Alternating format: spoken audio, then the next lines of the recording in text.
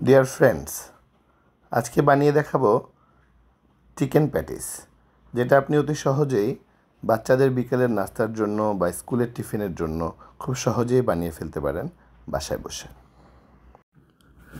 প্রথমে একটি এরকম ডো বানিয়ে নেবেন। ডোটাকে কেটে প্যাটিসের সাইজ মতো সাইজ করে নেবেন। ডো বানানোর ভিডিও পরে দেওয়া হবে। প্রথমে দিয়েছিলাম বাটার, তারপর পেঁয়াজ, সঙ্গে একটু কাঁচামরিচ। পেঁয়াজটা কিছুক্ষণ নাড়াচাড়া করে দিয়ে দিলাম আদা রসুন বাটা। সেটা একটু নাড়াচাড়া করে নেবেন। আদা রসুন বাটার যখন স্মেলটা চলে যাবে, দেন এখানে দিয়ে দিতে হবে চিকেনটা দিয়ে একটু নাড়াচাড়া করার পর এখানে দিয়েছিলাম চিকেন পাউডার।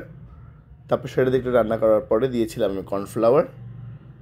দেন নাড়াচাড়া করে রান্না করে নামিয়ে নিয়েছি। এরপর আগে কেটে রাখা প্যাটিসের শিটগুলোর ভিতরে পুরগুলো দিয়ে নিচ্ছি।